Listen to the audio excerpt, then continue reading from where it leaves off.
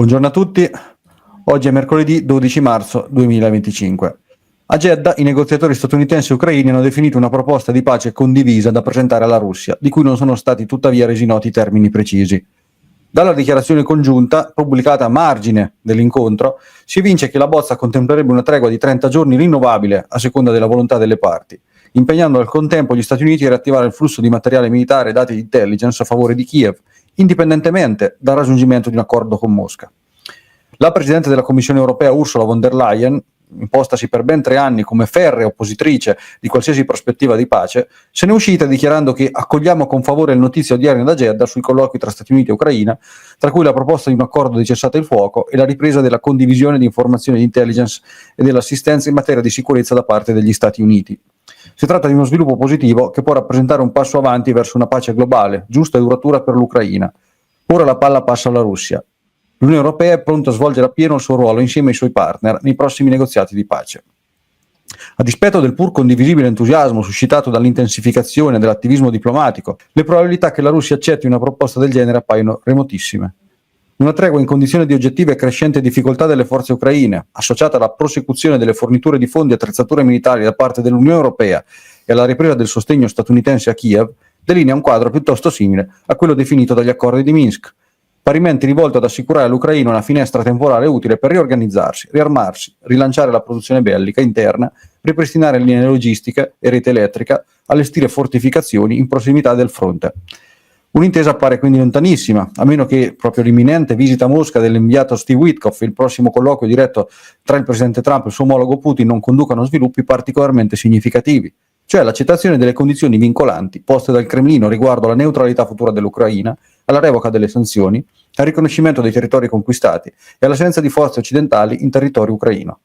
Il documento stilato a Jeddah delinea insomma i contorni di un accordo confezionato a esclusivo vantaggio dell'Ucraina, che ignora palesemente la realtà sul campo di battaglia e tradisce una incrollabile riluttanza degli Stati Uniti ad accettare quella che si configura come una sconfitta strategica. Lo ha dichiarato senza mezzi termini il portavoce del Cremlino Dmitry Peskov, che dopo aver messo in guardia le classi dirigenti europee, compresa quella italiana da cui è pervenuta l'incredibile proposta di estendere l'articolo 5 della NATO all'Ucraina, dal portare avanti la politica bellicista nei confronti della Russia, ha specificato che, nonostante le aperture verificatesi sotto l'amministrazione Trump, gli Stati Uniti non sono un paese amico della Russia. Il concetto è stato ripreso anche dal consigliere del Cremlino Dmitry Suslov, che nel corso di un'intervista al Corriere della Sera ha specificato che Trump vuole rafforzare l'egemonia americana minando la più forte istituzione anti-egemonica, i BRICS. Questo va contro gli interessi russi. Non guasteremo i rapporti con Cina, Iran e Corea del Nord. L'America rimane il nostro avversario, non daremo via relazioni che ci hanno assicurato la sopravvivenza negli ultimi 3 anni. In nome di cosa poi? Trump non sarà lì per sempre. Parliamo di tutto questo assieme a Giuseppe Germinario, che è animatore del sito Italia e il Mondo. Ciao Pino e grazie come sempre. Un saluto a te e anche ai video ascoltatori. Bene Pino, io partirei proprio da questa proposta, per carità, come dicevo prima, qui ci sono prospettive che erano inimmaginabili solo qualche mese fa, c'è un dialogo diretto, le ambasciate, cioè il personale diplomatico è tornato a Mosca negli Stati Uniti e quello statunitense in Russia, ci sono delle aperture, però alla fine stringi, sembra che gli Stati Uniti non vogliono abbiano riluttanza a prendere atto del fatto che la situazione è compromessa. Tu come la vedi?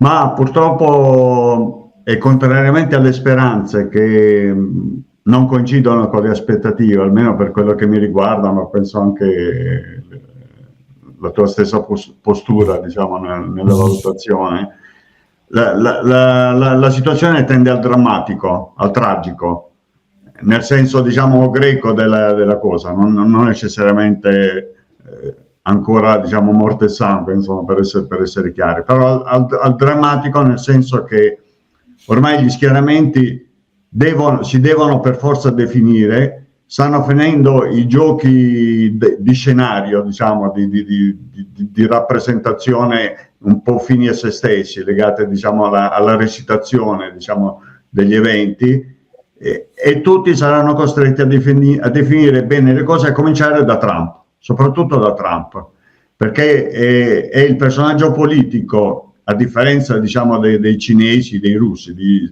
Putin, di cosa, ma anche, diciamo, della sua opposizione interna, quella legata ai neocon e democratici, che anche loro cominciano a guardare più sui tempi lunghi della cosa. Lui ha puntato moltissimo sulla Blitzkrieg, praticamente sull'impatto immediato e forzato di determinate scelte che però probabilmente non hanno e non possono avere ancora il supporto per proseguire in una costante, diciamo, in una conseguenziale, diciamo, della loro politica. Cioè Trump ha avuto il grosso, ancora, non è che ha avuto, c'è un problema di anni, ha il grosso problema di ribaltare e annichilire un'intera classe dirigente e interi apparati. Questo è chiaro. Sta emergendo sempre di più che queste classi dirigenti, questi apparati non vanno illustrati in termini, diciamo, di stati, ma di gruppi, centri decisori che pervadono interi continenti, l'Europa in particolare, no? Tant'è che queste componenti stanno rivelando grosse capacità e grossa flessibilità, stanno andando in crisi nel controllo delle leve negli Stati Uniti, hanno ancora leve determinanti in Europa dove possono agire, e lì dobbiamo comprendere che non si tratta solo degli europei, ma di statunitensi che agiscono qui, ramificati qui, e che trovano qui gruppi, centri abbarbicati che sono strettamente legati non solo negli interessi, ma nella loro stessa esistenza presente e futura a questo andazzo, cioè sia vedendoli dal punto di vista economico che dei legami finanziari, dei circuiti finanziari, ma anche militari, di scelte geopolitiche hard, dure, vere e proprie, legate, diciamo, alle dinamiche militari, di rapporti di forza veri e propri e via dicendo. Di questo dobbiamo essere consapevoli. Infatti quello che Trump ha indicato come priorità, cioè la politica interna, è vero in linea di principio, però non può prescindere da scelte sempre più nette e sempre più chiare in politica estera, distanziandosi apertamente, se lo vuol fare e lo potrà fare soprattutto, perché penso che tutto sommato l'intenzione ancora ce l'avrebbe, ma penso che non lo potrà fare, almeno allo stato delle cose. Poi cercherò di spiegare dal mio punto di vista meglio il perché e il per come si stanno evolvendo. Non può prescindere o sottovalutare o ridurre a scenografia le scelte geopolitiche, perché da una parte ci sono i russi che già da anni prima del conflitto in Ucraina ha posto delle condizioni chiare che in realtà erano degli ultimatum del tutto comprensibili e giustificabili, che non sono il fatto conclusivo, ma sono la base di partenza delle trattative, di un possibile accordo con le altre potenze, con la Cina e soprattutto con gli Stati Uniti. Non sembra, nel campo occidentale, nel mainstream eccetera, non si vuol capire o si finge di non capire che non si tratta di giocare cercando di mantenere, diciamo, le proprie posizioni, che quello che determinerà la situazione sarà la realtà sul campo, che per gli ucraini è drammatica, no? Anche se è ancora procrastinabile. Anche questo, ad esempio, per i tifosi bisognerebbe anche farlo tenere presente. Purtroppo l'Ucraina di Riffa o di Rafah ha ancora risorse da poter spendere sul campo in qualche maniera, non per attaccare, per velleità di occupazione eccetera, ma per resistere, per frenare, quelle ne ha ancora, e ne ha ancora per mesi e continua a averne, perché un altro fattore che sta venendo fuori, che gli ordini che sta dando Trump, anche espliciti, o sono ordini fasulli d'immagine, o come più probabile vengono disattesi anche nelle forniture stesse all'Ucraina, perché le forniture hanno continuato anche quando c'è stato il divieto.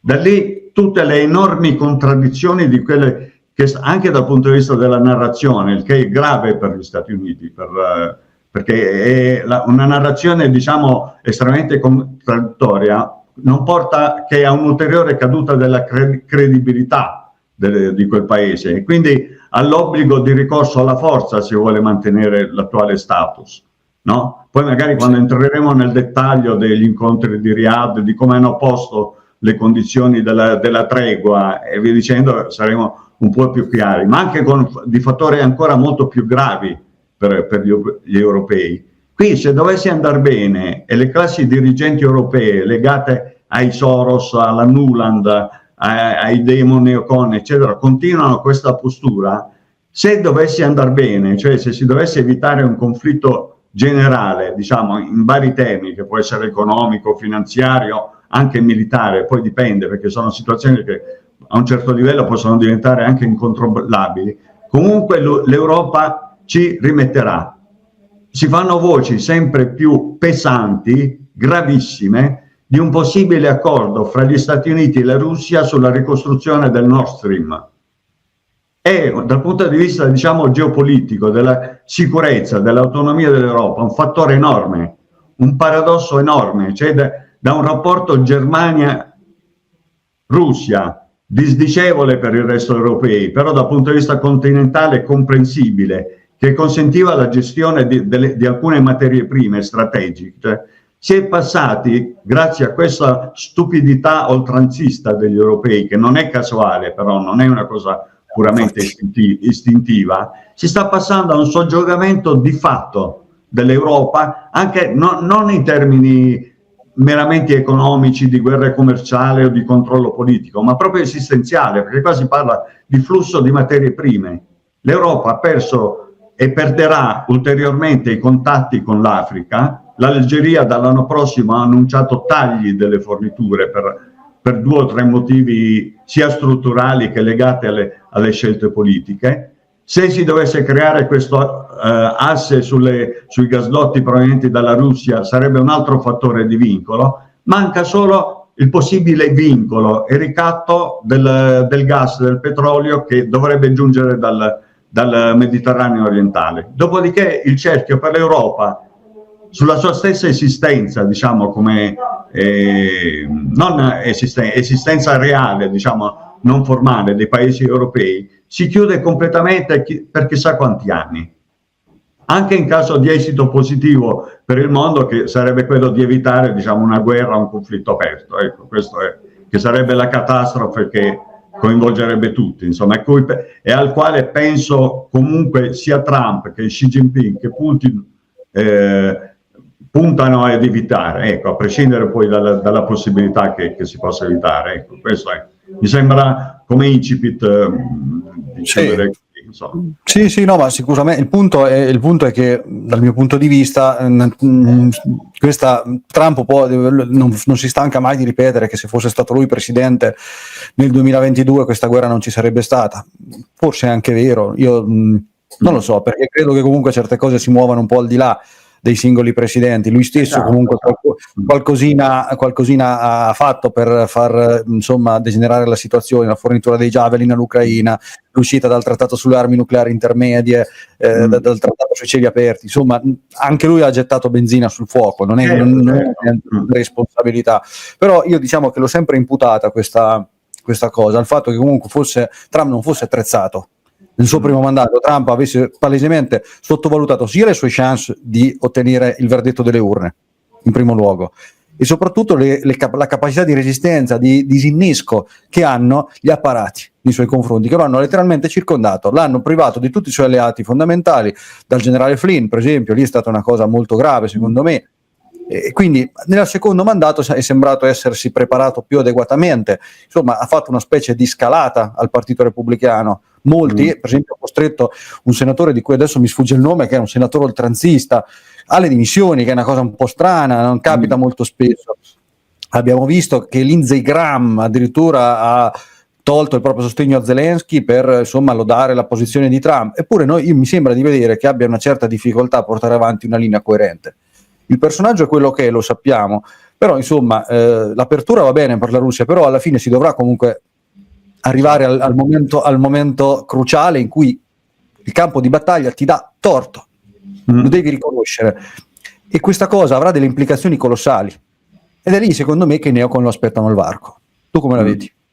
Sì, la vedo anch'io sostanzialmente così, anche se per la verità con Trump in lui vedo una maggiore lucidità, almeno intenzionalità, ecco, questo, no, lucidità forse è un po' troppo, diciamo, come termine.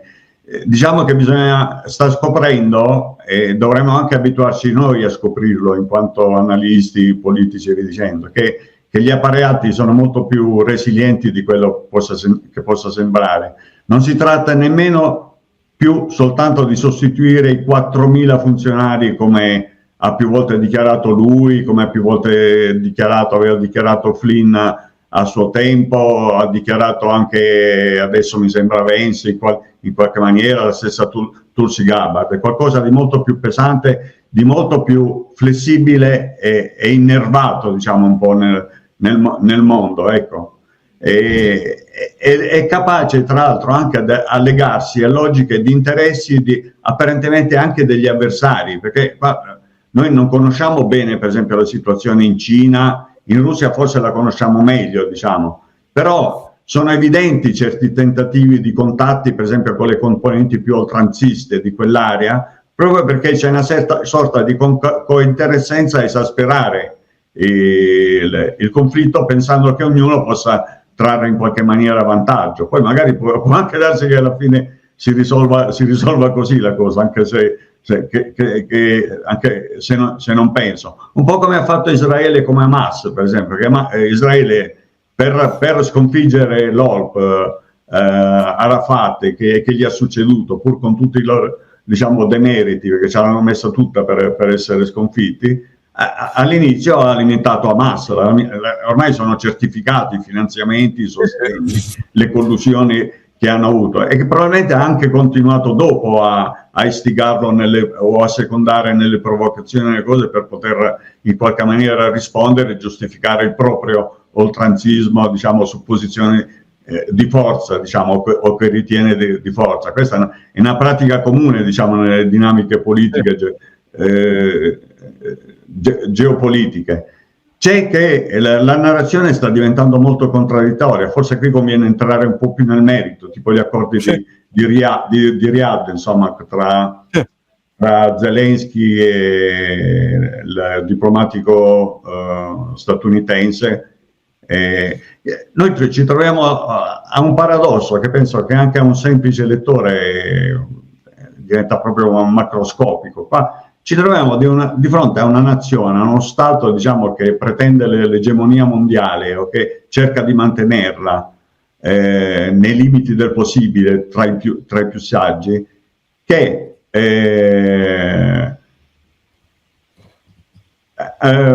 appena c'è una dichiarazione di disponibilità alla tregua ripristina i rifornimenti mai interrotti all'Ucraina. No? E pone come condizione il rifornimento di armi e di aiuti all'Ucraina con il trattato, con la pace. Cioè, è roba da ridere, insomma, cioè, come dire, significa prendere in giro di fatto i russi, insomma, la lucidità del diplomatico più sprovveduto, insomma, rispetto a questo. Cioè, il senno anche nella narrazione stessa vorrebbe, ma congeliamo, russi, sbrigatevi a fare anche questo accordo capestro, altrimenti riprendiamo i rifornimenti, insomma, non che facciamo comunque una cosa a prescindere di quello che decidono i russi, e comunque se loro tengono duro sulle loro posizioni continueremo comunque a bastonarli. Questa è la tesi paradossale, diciamo, è anche arrogante, non so quanto volontaria, perché qua siamo un po' all'ABC della narrazione pubblica, perché sono narrazioni che poi nel resto del mondo pesano, insomma, tra i paesi africani e via dicendo, nel considerare la serietà, diciamo, di un paese, di una diplomazia, di una classe dirigente. Adesso tutti i paesi del mondo, diciamo, rispetto a 50 anni fa, 60 anni fa, vivono un altro contesto, ma hanno delle classi dirigenti che hanno, nel bene e nel male, altre ambizioni e altre posizioni, stanno imparando a trattare anche tra gli egemoni o i potenziali egemoni, insomma, per ricavarne almeno un minimo di vantaggio. Non siamo più al colonialismo o al neocolonialismo sino agli anni 60, abbiamo visto sino agli anni 60. Ecco, questo, nemmeno in Sud America esiste, Esatto. esiste più questo, insomma. Questo voglio dire, già qui si vede un po' un livello di maturità che particolarmente, e di improvvisazione che è particolarmente grave, però è un'improvvisazione in parte legata alla qualità della classe dirigente, e qui soprattutto gli europei possono vantare benissimo i titoli principali, insomma, i meriti principali, però è dovuto soprattutto alla confusione e al disorientamento che sarà generato da queste contraddizioni legate al multipolarismo che cresce, insomma, e quindi la volubilità delle posizioni, finché grosso modo gli schieramenti in qualche maniera si stabilizzeranno, ecco, e troveranno una sorta di equilibrio. Il problema serio, per esempio, rispetto agli europei è che negli Stati Uniti, come in Russia, come in Cina, c'è in Russia e in Cina di più, negli Stati Uniti in maniera molto incerta, la consapevolezza che comunque in un accordo di massima, non di pace, ma di gestione del conflitto, di gestione più controllata, più razionale dei conflitti e delle controversie, si deve arrivare, se non si arriva a una catastrofe incontrollata. Gli europei sembrano dei polli senza testa che tentano di volare qui e là senza... non è originale la mia, l'ho ripresa, però è molto significativa, insomma, della condizione, che però rischiano di trascinare gli altri e vengono usate delle componenti più oltranziste. Per quello dico che la battaglia politica, noi di italiani, europei, dobbiamo concentrarla qui, avendo presente quello che succede in Russia, negli Stati Uniti, in Cina o dappertutto, in Africa, eccetera. Ma è qui che abbiamo gli avversari e i nemici, e contano, pesano, sia perché sono legati ad altri, sia perché hanno forza propria da questo punto di vista, insomma. Anche se per la verità annaspano, diciamo, comunque è fragile, diciamo, nella prospettiva della condizione. Però certo. Questo è indubbiamente vero, Pino. Il punto è che, per esempio, vedere quello che accade in Romania, quello in realtà non è una manifestazione di forza, è una manifestazione di debolezza, perché tu stai tamponando con un panno un uragano, stai cercando di fermare, perché tu nel momento in cui arrivi alla coercizione bruta, in una repressione così smaccata, un oltraggio così palese a qualsiasi principio democratico, tu stai ponendo le condizioni per un sovvertimento nemmeno troppo gentile dello status quo. Hai fatto benissimo, Giacomo, a sottolineare questa cosa, e secondo me non è in contraddizione con quello che ho detto io, perché è una dimostrazione di forza, nel senso che queste elite dimostrano di controllare ancora, soprattutto in Europa, gran parte o la quasi totalità delle leve di potere. Sono fragili perché non sono supportati dal consenso, sono supportati sempre meno dal consenso e dall'opinione, anche se lì bisogna riflettere, che per esempio l'esito delle elezioni in Germania, lì ci si sarebbe aspettati qualcosa di molto più aperto, diciamo, ad altre soluzioni. Lì è da vedere. Ci sono delle realtà in Europa, purtroppo non nelle zone centrali, nell'Europa centro-orientale, significative, che si stanno coagulando. L'Ungheria, la Slovacchia, la Croazia, che viene passata sotto silenzio, perché in Croazia c'è un conflitto aperto fra presidenza e capo di governo che esprime due correnti di opinione e di forza equivalente, di fatto. L'Austria, di cui ci dimentichiamo spesso, anche la stessa Repubblica Ceca comincia a mostrare, diciamo, dei sussulti.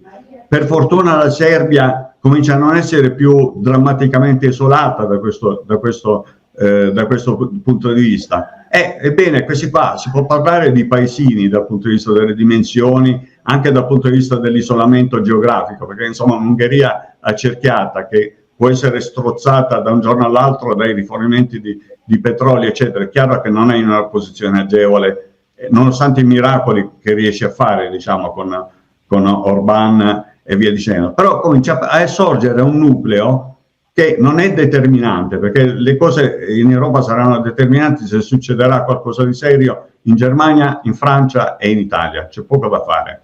Quello è lo zoccolo duro. però può fluire, può essere una sorta di coagulo a cui aggrapparsi, eccetera, per far maturare altrove le situazioni. Non fosse altro per l'esempio che possono dare, ecco, se dovesse durare nel tempo e affermarsi. Ecco.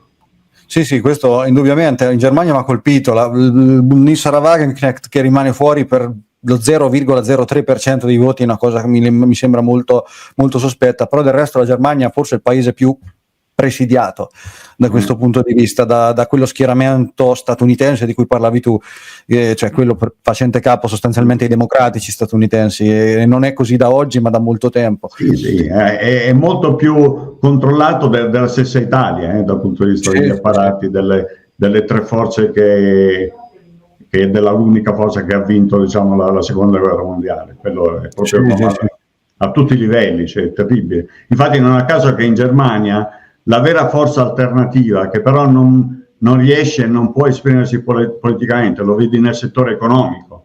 E infatti come hanno risolto la loro divergenza? Cercando di fare accordi sotto banco con la Russia, in qualche maniera, per mantenersi i legami economici, in qualche maniera rattoppare e via dicendo. Però non sono mai riusciti, e forse non ne sono nemmeno consapevoli, a esprimersi politicamente negli apparati. E tu ti esprimi politicamente se cominci a influire negli apparati dello Stato. Questo in Germania è improponibile allo Stato. Sì, hanno gli apparati di sicurezza Bundesnachrichten, che è esattamente una filiale della CIA, possiamo dire, non da oggi. Anche qui le forze armate non ne parliamo, ricordiamo quell'intercettazione degli allegri generali della Luftwaffe che parlavano di metterla insomma in quel posto a Scholz per fornire i Taurus all'Ucraina sotto banco, una cosa che insomma dice lunga su quale sia il loro principale referente, non è il loro governo naturalmente, ma è qualcun altro, chiaramente.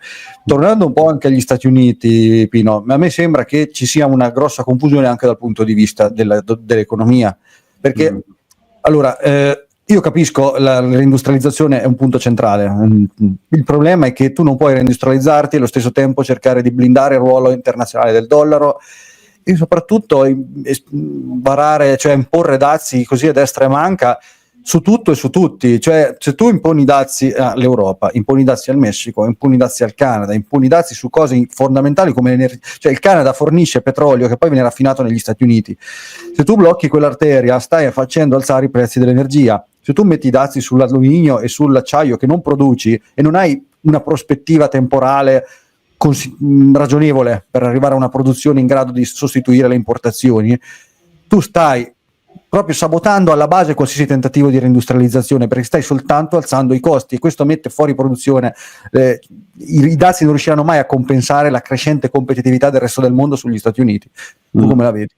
Sì, se mi permetti ti rispondo a questo, diciamo, il più adeguatamente possibile secondo le mie possibilità, diciamo. Però vorrei fare una chiosa sull'argomentazione precedente, però sempre parlando degli Stati Uniti. Cioè, tra l'altro dobbiamo sforzarci a non fossilizzarci sul focolaio europeo, no? Che comunque mostra anche delle incrinature, anche nella stessa Ucraina. Proprio ieri, per esempio, c'è stata la dichiarazione della Timoshenko, no? Che dichiarava apertamente, a seguito di una dichiarazione di un alto funzionario inglese, un ministro, viceministro, adesso non mi ricordo il nome, che diceva che bisogna continuare a fornire l'Ucraina perché l'Europa deve avere il tempo di costruirsi la difesa, resistere alle ambizioni della Russia e anche replicare, insomma, ha detto anche esplicitamente. La Timoshenko è uscita fuori e ha detto: ma allora state usando l'Ucraina come serbatoio e come capro sacrificale, elemento sacrificale dei vostri disegni, non per liberare l'Ucraina o salvaguardarla, diciamo, dalle mire o presunte tali russe. Insomma, un personaggio della Timoshenko, al netto delle recite che si fanno in pubblico, che comincia a affermare queste cose, ma non è la sola, per fortuna, in Ucraina che comincia a emergere, diciamo, a esprimere questo tipo di posizioni senza finire al patibolo o in esilio. Probabilmente segna anche qualche ripensamento lì, quindi qualche crepa importante che comincia a emergere, come dovrebbe per un paese così massacrato.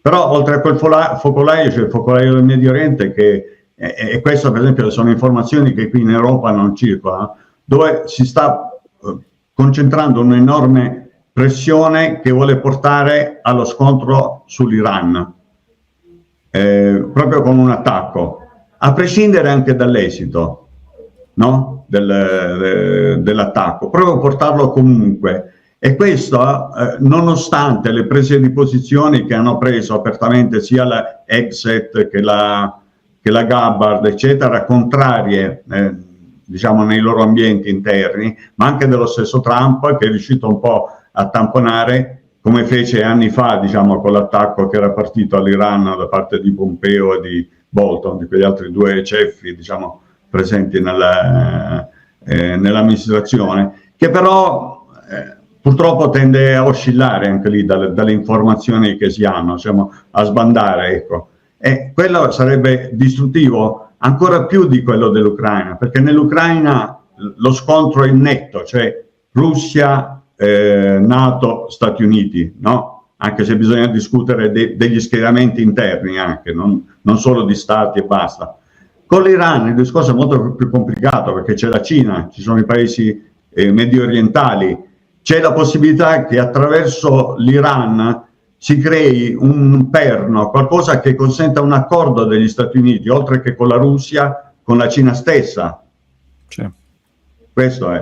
Facendo saltare quel perno là, quel centro, è chiaro che si potrebbero precludere quelle possibilità, non quelle realtà, ma almeno quelle potenzialità. Quindi è un gioco veramente pesante e che porterà in qualche maniera a una scelta tragica, nel senso di scelte nette che non tarderanno, non dovranno tardare ad arrivare, pena uno scotto pesante, soprattutto da parte di Trump, di essere un chiacchierone che alla fine è una maschera o deve adeguarsi all'andazzo, risultando paradossalmente corresponsabile, vedi la guerra in Ucraina, di un atto di cui non è responsabile, diciamo, di fatto, almeno nella gran parte, diciamo, delle situazioni. Però più passa il tempo di queste ambiguità, di queste incertezze, un po' come successe a Nixon, no? con il Vietnam, e via dicendo, più ci si dimentica, tra virgolette, degli antefatti e appare il presente, diciamo, come responsabile di quella situazione. Questo è il nodo fondamentale anche per l'esistenza stessa di questo movimento che è presente negli Stati Uniti, che non è Trump, è MAGA, e quello è il nodo serio, il nodo politico. Poi magari se ne potrà parlare meglio, magari in altre occasioni. Il nodo politico serio che bisogna tenere presente e sul quale, se fossimo dei politici, diciamo, capaci di muovere le cose, dovremmo puntare in termini di battaglia politica proprio per cercare di condizionare in qualche maniera le scelte anche interne a quel paese. Però sono fumisterie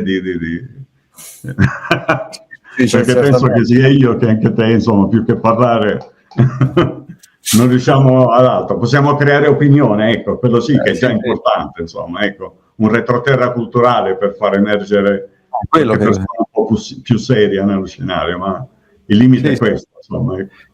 Sì, prima di venire al discorso economico a questo punto. Sì, al discorso economico, sì, scusami. Ci torniamo dopo, magari, perché adesso il problema qui, Pino, è che negli Stati Uniti c'è anche, purtroppo c'è una saldatura tra lobby molto, molto influenti, una è quella dei neocon, una è quella Israel Lobby. Esatto, non fate il nome per evitare censure. No, ma non ti preoccupare. Il problema è che questi gruppi di potere sono in grado di letteralmente fare a pezzi Trump, ma non tanto i neocon quanto la Israel Lobby, quello sì. Quello decisamente. Infatti sull'Iran è proprio queste due componenti che si stanno saldando, che stanno condizionando con buone purtroppo possibilità di successo. Tutto starà nel vedere cosa faranno gli altri, perché Russia e Cina sono in una posizione adesso molto più, insomma, li vedo molto attivi. I sauditi stessi hanno posizioni in realtà molto più autonome, per esempio a differenza di una controtendenza della Turchia. Ecco, questa è una cosa interessante. Adesso la Turchia sembra avvicinarsi all'Unione Europea, ha rinnovato questo gruppo. La Turchia fa sempre il suo solito giochetto, perché comunque alla fine vuole sempre ottenere qualcosa. Vedremo questa volta cosa riuscirà a strappare. Infatti, però parliamo un'altra volta, perché sennò non finiamo più. Sì, esatto. Tornerei a questo punto al fattore economico. Cioè, a me sembra che c'è purtroppo una tendenza anche da noi a guardare le cose in maniera separata, cioè la politica estera è una cosa, l'economia è un'altra, no, le cose tutto si tiene e tutto va visto in maniera organica, e questo ne è un addirittura l'economia è uno strumento anche di guerra e politico, di fatto, con le sue logiche, perché non è esattamente identificabile dalle lotte, dal confronto di potere degli apparati, diciamo, prettamente istituzionali, politici, eccetera, però è parte di queste dinamiche, ecco.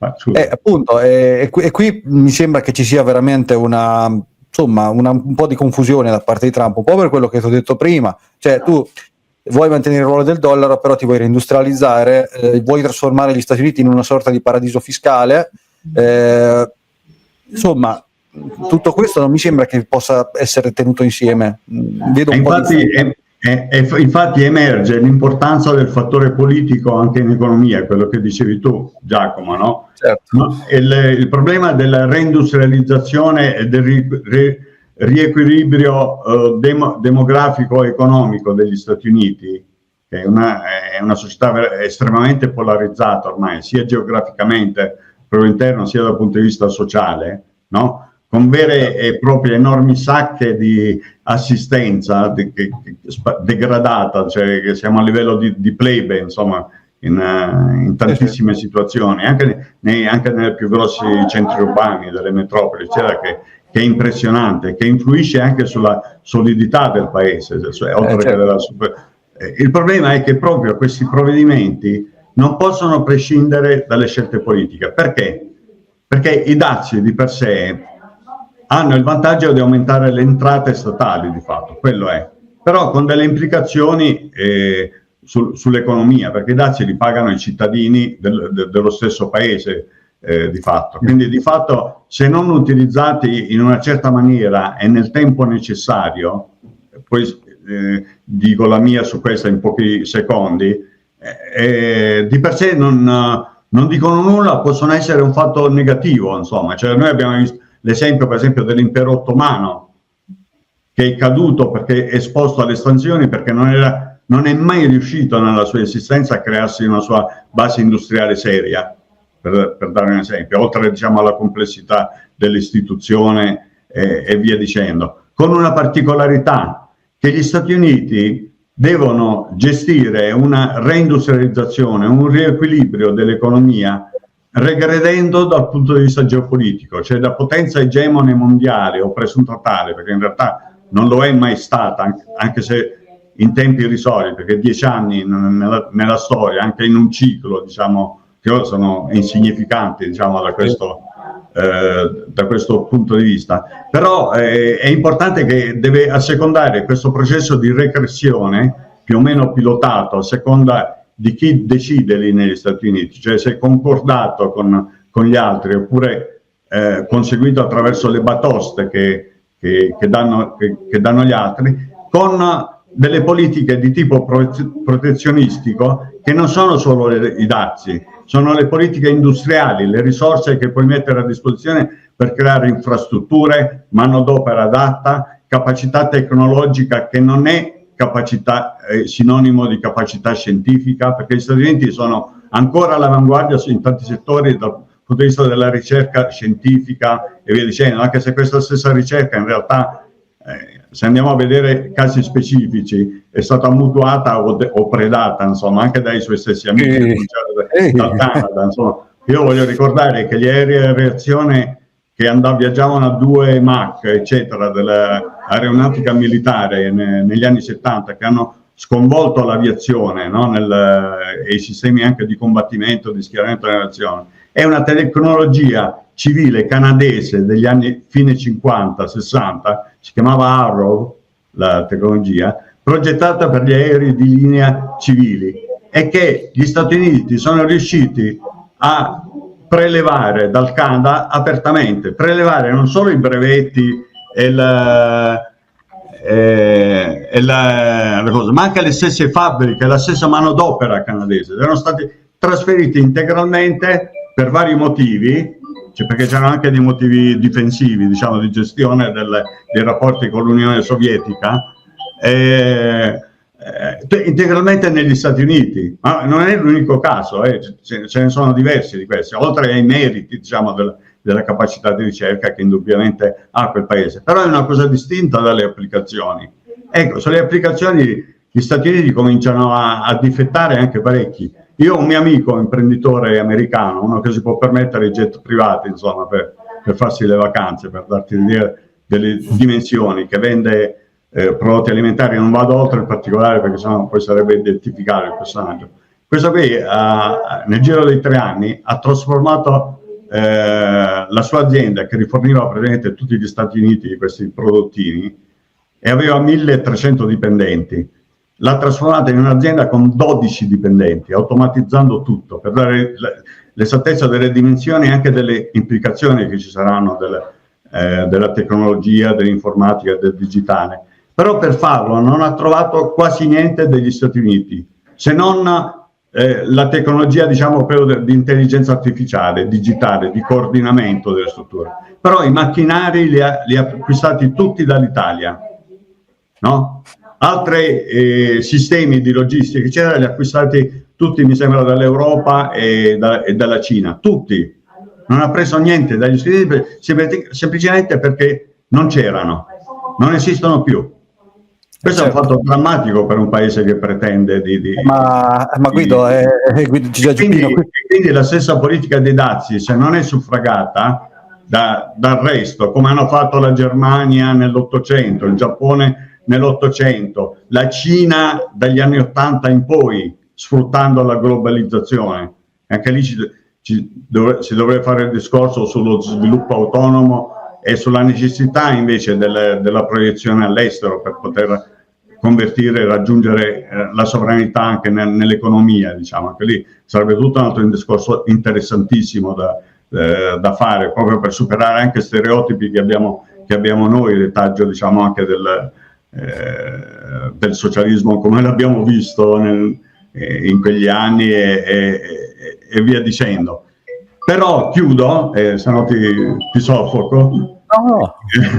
Chiudo che questa gradualità in una postura politica del tutto originale rispetto a quello che hanno vissuto i paesi che hanno cercato l'emancipazione, no? E la industrializzazione negli anni passati, compresi gli Stati Uniti nell'800, sto maledetto telefono, lo metto sotto coperta così. Dicevo, presuppone purtroppo per gli Stati Uniti un accordo soprattutto con la Cina, con l'India, oltre che con la Russia, perché non può interrompere non può permettersi di interrompere improvvisamente i circuiti finanziari e la supremazia del dollaro, perché sarebbe la fine della possibilità di finanziamento di queste politiche, no? Perché dovrebbe essere assecondate da un cambiamento delle politiche tributarie accompagnate ai dazi, da politiche di reinvestimento delle risorse, di contenimento del debito stesso che diventerebbe incontrollabile senza questa supremazia del dollaro e via dicendo. Però questo presuppone un accordo con queste potenze, e questo è il dilemma, è il filo sottilissimo su cui dovrebbe muoversi Trump per raggiungere il successo, diciamo, la realizzazione delle sue intenzioni. E lì è la drammaticità tutta la drammaticità del momento, insomma, e delle connessioni che esistono fra la politica nuda e pura e le scelte economiche, insomma, di un paese, in particolare degli Stati Uniti. È interessante da questo punto di vista vedere cosa sta facendo la Russia. Il progetto di ristrutturazione economico che prevede proprio è un po' quello che aveva in mente di fare gli Stati Uniti sotto Reagan, fondamentalmente. Dopo non ci sono riusciti, chiaramente, cioè di far sì che la spesa militare divenga il volano per una serie di innovazione, per l'innovazione e la ricerca tecnologica, e poi con l'inserimento, l'introduzione di queste delle innovazioni che vengono prodotte di volta in volta nei processi di produzione anche civili. Questo è quello che sta cercando di fare la Russia, è un progetto molto ambizioso, però la Russia ha le capacità scientifiche, le risorse tecnologiche, le materie prime per farlo. Deve anche lì probabilmente fare la guerra a un certo tipo di interessi che rimangono collegati al mantenimento della Russia a un rango in una condizione di dipendenza, cioè dall'esportazione di materie prime verso l'Occidente. Tutto il mondo è paese da questo punto di vista. Esatto, ma infatti le logiche sono nella loro essenza, sono uguali, cioè abbiamo voglia di discutere di socialismo qui, capitalismo lì, democrazia lì, autoritarismo lì. Le logiche fondamentali sono uguali e seguono, diciamo, delle tendenze uguali. Il problema, secondo me, è analizzare. Io le cose non tendo a non rappresentarle più come facevo nei miei 20 anni nel conflitto fra alto e basso, fra masse e vertici, eccetera. Io quello che ho capito già da qualche decennio è che le masse, se devono muoversi, hanno bisogno di elite, di classi dirigenti che in qualche maniera, volenti o nolenti, tra l'altro si distinguono da quelle stesse masse, o subito o col tempo, come è successo nell'Unione Sovietica, insomma. Perché certo, non si può ignorare che lì le classi sociali comunque si sono riprodotte sotto altre forme, con i manager, con le cose, eccetera, e hanno raggiunto degli status particolari, più o meno nascosti, più o meno, diciamo, informali, ma c'erano, insomma, la sostanza non cambiava, insomma, pur cambiando il peso, diciamo, del ruolo degli operai, dei dipendenti, diciamo, di basso livello rispetto a altri, eccetera. Si tratta di ponderatezza, cioè tu hai parlato di contrapposizione, di guerra a queste forze, per esempio nella Russia, che tendono a farlo diventare un paese rentier, cioè che campa sulle rendite, diciamo, delle proprie risorse di base, no? Più che guerra, il che non significa che non esista conflitto, parlerei di ricollocamento di queste forze in una gerarchia di potere, perché comunque sono importanti, hanno la loro mentalità, può essere ricondotta, cioè la famosa scena epocale di Putin che ha obbligato alla firma tutti i 31, quanti erano, come si chiamano più? No, Siloviki, Siloviki, sì. Dei quali 2 o 3 si sono rifiutati, però sono dovuti andare all'estero per mano. È stata proprio epocale dal punto di vista dell'immagine, una realtà teatrale esibita che ha fatto vedere la nudità dell'importanza del potere, cioè delle logiche di potere che esistono in tutti gli stati. Veramente, dal mio punto di vista, anche magnifica, diciamo, perché ci voleva quella cioè, in questo caso può sopperire un tifoso, ma secondo me va ammirato da questo punto di vista il personaggio, no? La novità, infatti, è che la Russia sta superando quella fase, pur senza sottovalutare il peso della Cina, perché la Cina è molto presente in Russia anche dal punto di vista dell'imprenditoria. Non a caso i russi che temono questa eccessiva possibile invadenza stanno cercando un po' di riequilibrare. Per esempio, quando loro parlano di un processo fondamentale dal punto di vista proprio ciclico, storico, della colonizzazione della Siberia, loro stanno puntando sempre di più agli stan, no? Perché là in Siberia, da quello che si sa, ci sono già 3-4 milioni di cinesi su una popolazione di 30 milioni. Tra l'altro, Pino, ti interrompo un secondo perché ti dico una cosa: gli stan stanno crescendo da un punto di vista demografico. Esatto. E quindi è molto interessante questo fenomeno. Ma lo stesso sta facendo con l'India, la Russia, no? Proprio per equilibrare, con lo stesso Giappone, nonostante le contraddizioni politiche, no? Ma proprio per equilibrare gli influssi, le cose. Però il dato positivo è che sta maturando una classe dirigente, soprattutto militare, ma anche economica, che ha la sua autonomia d'azione, proprio perché è riuscita nel risultato che hanno conseguito a suo tempo gli Stati Uniti e che stanno conseguendo i cinesi adesso, cioè della conversione nel civile di tutto il bel patrimonio di sapere universitario, di ricerca, eccetera, dedicato al militare. Questa è stata la pecca enorme dell'Unione Sovietica, che ha portato all'implosione. non è stata la sconfitta, è centrato il confronto, diciamo, geopolitico, ma lì si può parlare di implosione del sistema. Sì, No?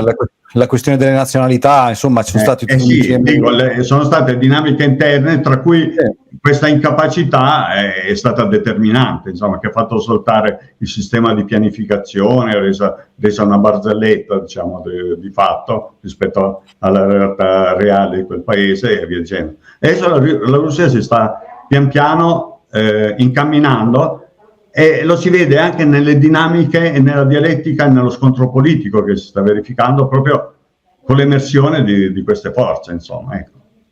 Sì, è un fatto molto positivo da questo punto di vista.